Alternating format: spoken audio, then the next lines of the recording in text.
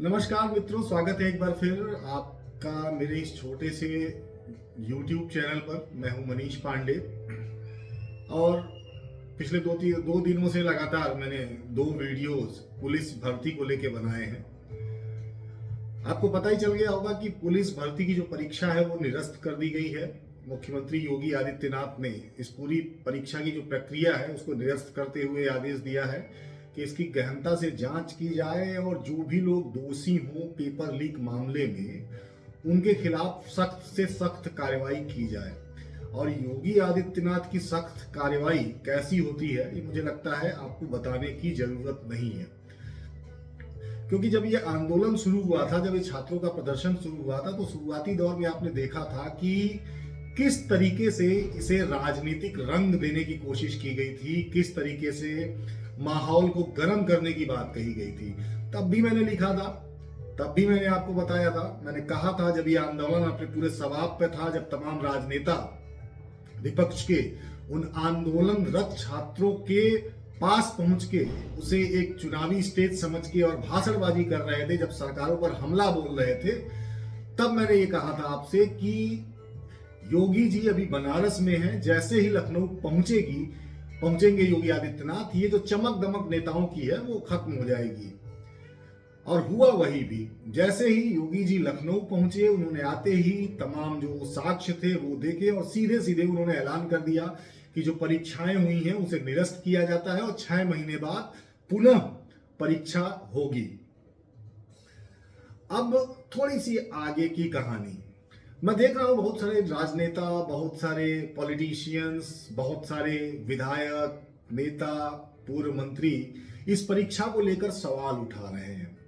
लेकिन मुझे हंसी आती है ये सोचकर, या मैं थोड़ा सा स्तब्ध रहता हूं कि अगर थोड़ा सा 1 दशक पीछे आप जाएं उत्तर प्रदेश के, तो आज तो पर्चा लीक हो रहा है। उसी उत्तर प्रदेश में बाकायदे ठेके दिए जाते थे नकल कराने के। आपको वो दौर याद होगा जब हाई स्कूल और इंटर की परीक्षाओं में पूरे सेंटर ठेके पर दे दिए जाते थे।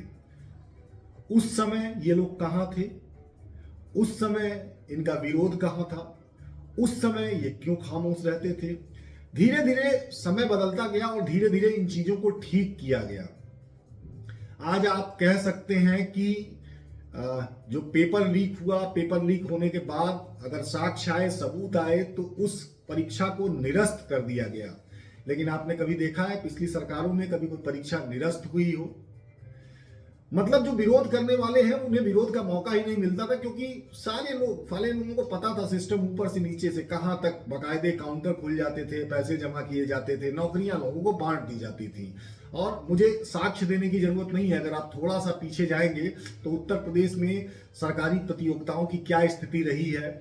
उत्तर प्रदेश लोक सेवा आयोग एक विशेष जाति आयोग बनकर रह गया था, वो दौर भी आपको याद ही होगा। और आज अगर भर्ती पर सवाल उठते हैं और भर्ती अगर निरस्त कर दी जाती है तो उस पर भी ये सवाल उठाया जाता है, उस पर भी राजनीति की जाती है कि सरकार झुक गई। भाई सरकार मुझे नहीं लगता झुकी है। सरकार ने अपना काम किया है, जो सही काम था, जो सही निर्णय था वो इस सरकार ने लिया और तमाम लाखों छात्रों का भविष्य देखते हुए इस परीक्षा को निरस्त कर दिया। बहुत सारे आपको उदाहरण मिलेंगे। आप थोड़ा सा 1 दशक पीछे चले जाएंगे तो आपको दिखेगा कि नकल माफिया क्या होते थे। एक नकल माफिया शब्द था। प्रतियोगी परीक्षाओं की बात छोड़िए, हाई स्कूल, इंटर और ग्रेजुएशन की एग्जाम्स में बाकायदे रैकेट चलते थे, पूरे के पूरे सेंटर। आपने अभी हाल में ही एक फिल्म 12वीं फेल अगर देखी हो, मनोज शर्मा आईपीएस के जीवन पर बनी हुई है, उसमें आप देखिएगा कि एक एग्जामिनेशन सेंटर की बात उसमें की गई है और वहां पर किस तरीके से बोर्ड पर लिख के नकल कराया जाता था। ये फिल्मों में जो चीजें दिखाई जाती है वो बहुत ज्यादा हद तक काल्पनिक नहीं होती हैं। ये कहीं ना कहीं से हमसे, आपसे सुन के जो डायरेक्टर, प्रोड्यूसर, स्क्रिप्ट राइटर होते हैं उन सीन्स को डाल देते हैं अपने फिल्म में। तो फिलहाल वो दौर भी था और ये दौर भी है। मुझे लगता है कि जो दूसरों पर उंगली उठा रहे हैं उन्हें कम से कम थोड़ा सा अपनी गिरेबान में भी झांक कर देखना चाहिए। हालांकि आज योगी आदित्यनाथ का जो बयान आया है उसे सुनकर मुझे लगता है कि समझ में आ गया होगा लोगों को कि उन्होंने कहा है कि ऐसे लोगों को बख्शा नहीं जाएगा।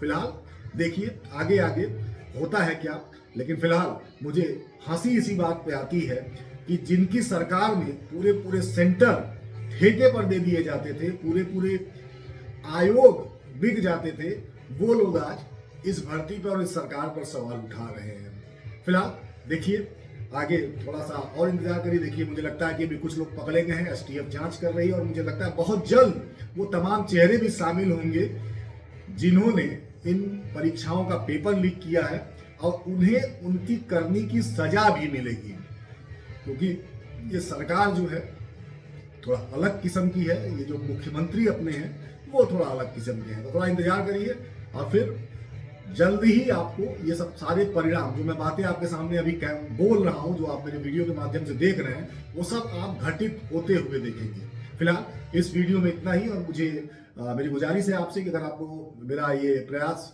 ठीक लग रहा हो, पसंद आ रहा हो, तो मेरे चैनल को लाइक और सब्सक्राइब जरूर करिएगा। बाकी ऐसी और सारी तमाम खबरें लेकर हम समय समय पर आपके सामने हाजिर होते रहेंगे। नमस्कार।